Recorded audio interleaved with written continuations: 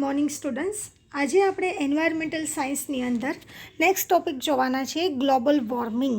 Global warming is defined as a increase in the temperature of the અર્થ, એટલે કે પૃથ્વી પરનું temperature એટલે કે તાપમાન છે ઇન્ક્રીઝ એટલે કે વધે તો એને શું કહેવાય છે? Global warming. ધેટ કોઝ, એનું કારણ શું છે? તો કે ચેન્જ ઇન ધી ક્લાઇમેટ્સ, એટલે કે કુદરતી વાતાવરણ છે એની અંદર, આબોહવાની અંદર કંઈ પણ ટેમ્પરેચર વધે છે એના કારણે જે ક્લાઇમેટ્સની અંદર ચેન્જીસ આવે છે, આબોહવામાં જે ચેન્જીસ આવે છે એને શું કહેવામાં આવે છે? Global warming.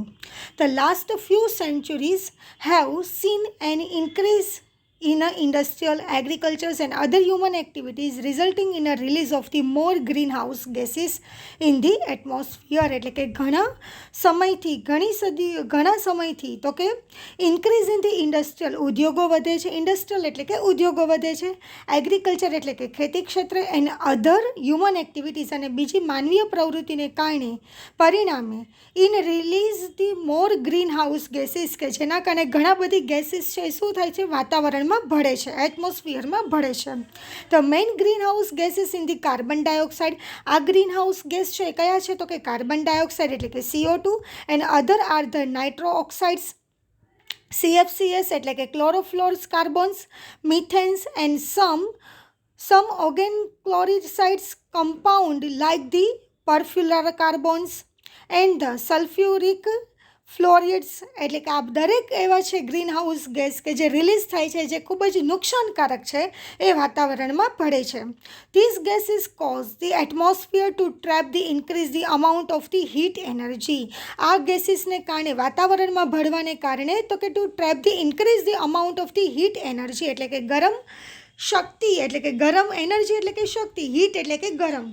તો ગરમ પવન છે એ પૃથ્વી ઉપર આવે છે, earth surface, making the planet warmer than the usual. જેના કારણે પ્લેનેટ એટલે કે પૃથ્વી છે એની તળ સપાટી છે એ શું થાય છે? તો કે ગરમ થાય છે. Greenhouse gas come from the various source, એટલે કે આ ગ્રીન હાઉસ ગેસ છે ઘણા સોર્સમાંથી ઉદ્ભવે છે. Mostly burning of the fossil fuels, એટલે કે ફોસાઇલ ફ્યુલ્સ એટલે કે અશ્મિ ઇંધણો.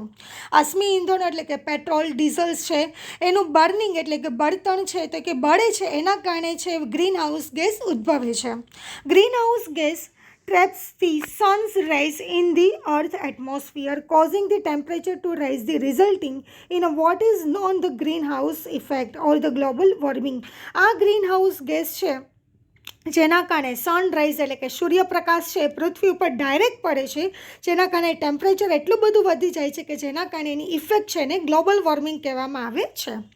Making in the planet earth warmer than the usual. જેના કારણે જે પ્લેનેટ અર્થ એટલે કે પૃથ્વીની જે સપાટી છે એ શું થાય છે? તો કે ગરમ થાય છે. The global temperature is now 1 Celsius higher than in the 19, એટલે કે 19મી સદી કરતાં 1 સેલ્સિયસ જેટલું કેવું છે? ગ્લોબલ ટેમ્પરેચર વધારે છે. Predictions of the future climate indicates that by the middle of the next century, the Earth global temperature may be 1 Celsius to 3 Celsius higher than what it is today. એટલે કે આજે જેટલું તાપમાન છે એના કરતાં પણ જો આ ગ્રીન હાઉસ ગેસની ઇફેક્ટ છે વધારે વધતી જશે, જેના કારણે ફ્યુચર ક્લાઇમેટ્સ એટલે કે ભવિષ્યની જે આબોહવા છે એની અંદર, અથવા તો એની અડધી સદી પતશે ત્યાં જ એનું તાપમાન છે 1 સેલ્સિયસથી 3 સેલ્સિયસ જેટલું વધારે હશે, જેટલું છે એના કરતાં પણ વધારે હશે. It also been indicated that there has been the 25% increase in the carbon dioxide connections during the last 100 years. એટલે કે 25% કાર્બન ડાયોક્સાઇડનું પ્રમાણ છે અત્યારે કેવું થઈ ગયું છે? વધી ગયું છે છેલ્લા 100 વર્ષથી. And it is expected that this will be double in the next 50 year. અને એવું અનુમાન કરવામાં આવે છે કે એના પછીના 50 વર્ષમાં એ ડબલ થઈ જશે. It may also be mentioned that it is not only burning of the fossil fuels in the power generations, industries, transports and other sources are also responsible for increase in the atmosphere temperature. એટલે કે ખાલી ફોસાઇલ ફ્યુલનું burning થવાને કારણે જ carbon dioxide generate નથી થતું, પરંતુ આપણે પાવર જનરેશન્સ માટે, ઉદ્યોગોની અંદર એટલે કે ઇન્ડસ્ટ્રીઝ, ટ્રાન્સપોર્ટેશન્સ એટલે કે વાહન વ્યવહારમાં એન્ડ અધર સોર્સ છે જેના એ બધા પણ જવાબદાર છે two increase the atmosphere temperature. એટલે કે વાતાવરણની અંદર તાપમાન વધારવા બીજા બધા પણ ઘણા જવાબદાર છે. Deforestation is also responsible. One નાબૂદી છે એ પણ એક અગત્યનો ભાગ ભજવે છે. In the causes of the global warming from the waste management and the agriculture practices, the aggravative the problem by releasing the other potent global warming gases like the methanes and the nitro oxides, એટલે કે methane અને nitro ઓક્સાઇડ્સ છે એવા ગેસીસને કારણે પણ global વોર્મિંગની effect કેવી છે, વધી જાય છે, જેના કારણે વેસ્ટ મેનેજમેન્ટને કારણે અને એગ્રીકલ્ચર્સની પેસ્ટિસાઇડ્સ એટલે કે જંતુનાશક દવાનો છંટકાવ કરવાને કારણે પણ ગ્લોબલ વોર્મિંગની ઇફેક્ટ સર્જાય છે. Heat trapping global warming emissions by economic sectors can be seen from the below details.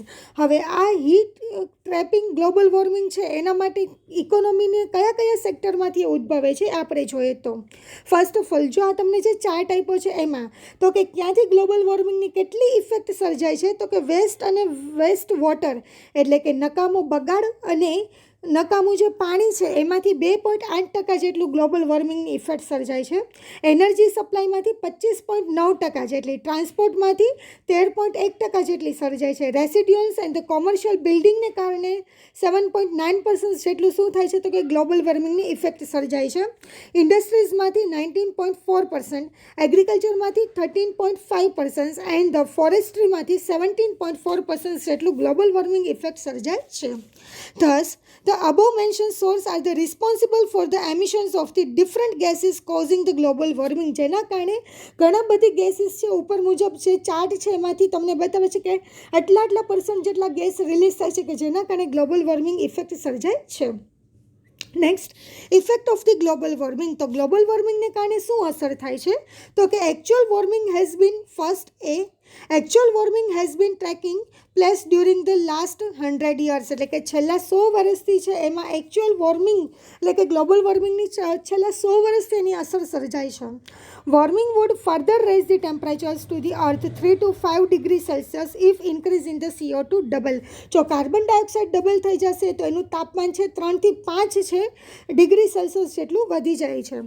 If warming continuous coastal areas are see as a rise in the sea level, એટલે કે જો global warming level છે કન્ટ્રીઝની અંદર વધી જાય, continually વધી જશે, તેના કોસ્ટલ એરિયાઝ છે એટલે કે દરિયાઈ વિસ્તારના જે પણ છે દરિયાઈ વનસ્પતિઓ છે એને પણ એ નુકસાન કરે છે. This is because the melting of the glaciers and the expansion of the oceans, એટલે કે જેના કારણે ગ્લેશિયર્સ અને એક્સપાન્શન થાય છે મહાસાગરો છે એને પણ એ નુકસાન કરે છે. Further following adverse effect can be notice due to the global warming. Global વોર્મિંગને કારણે નીચે મુજબની શું થાય છે અસરો સર્જાય છે. ફર્સ્ટ મોર હીટ વેવ્સ, એટલે કે ખૂબ વધારે પડતા વેવ્સ એટલે કે મોજા કહી શકાય અથવા તો વધારે પડતા ગરમ પવન ફૂંકાય છે. Expansion of the desert area, રણ પ્રદેશ છે એ વધારે પડતું વધતું જાય છે. Natural fires is a forest, એટલે કે જંગલની અંદર છે જંગલની જમીન છે એમાં નેચરલ ફાયર્સ એટલે કે કુદરતી આગ લાગે છે. More evaporations of the water from the oceans and the water bodies, એટલે કે જેના કારણે તાપમાન એટલું બધું વધી જાય છે કે જેના કારણે એવોપરેશન્સ એટલે કે બાષ્પીભવનની પ્રક્રિયા બહુ વધારે પડતી વધી જાય છે. Next melting of the ice caps in the arctics and the antarctics regions, એટલે કે આર્કટિક અને એન્ટાર્કટિકા જે રિજિયન્સ છે જે પ્રદેશ છે એમાંથી વધારે પડતો બરફ છાદીલા પ્રદેશ છે કે એમાંથી જે બરફ છે એ શું કરે તાપમાનને કારણે મેલ્ટિંગ એટલે કે પીગળે છે. More clouds formations in the atmosphere, વધારે પડતા વાદળાઓ બંધાય છે.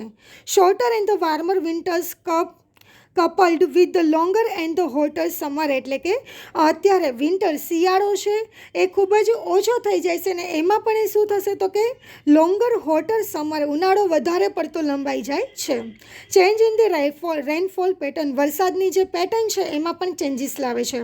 Raise in the sea level, એટલે કે વરસાદનું દરિયાઈ વિસ્તાર છે વધી જાય છે. Floodings and the submergence of the low lying coastal areas, એટલે કે કોસ્ટલ એટલે કે દરિયાઈ કિનારો ને એની અંદર તો કે પૂર આવવાની શક્યતા રહે છે. ડિસ્ટ્રક્શન્સ ઇન ધી ફાર્મિંગ, ખેતીલાયક જમીન છે એને ડિસ્ટર્બ કરે છે. મોર ડ્રોટ્સ, એટલે કે દુકાળ પડે છે. ડ્રોટ્સનો મતલબ થાય છે દુકાળ પડવો. And impact on the plant animals and the humans, અને વનસ્પતિઓ પ્રાણીઓ અને માનવીઓ એને પણ એ નુકસાન કરે છે. Control and the remedials measure for the global warming. Global વોર્મિંગને કંટ્રોલ કરવા માટે શું કરવું જોઈએ? First reduction in the consumptions of the fossil fuels such as a coal and the petroleum, એટલે કે તમારે કોલ છે અને પેટ્રોલિયમ છે એવા અશ્મિભૂત ઇંધણો છે એનો યુઝ કેવો કરવો જોઈએ? ઓછો કરવો જોઈએ. Second one, use of the biogas plant and the natural gases, કુદરતી ગેસ અને બાયોગેસ પ્લાન્ટનો ઉપયોગ કરવો જોઈએ.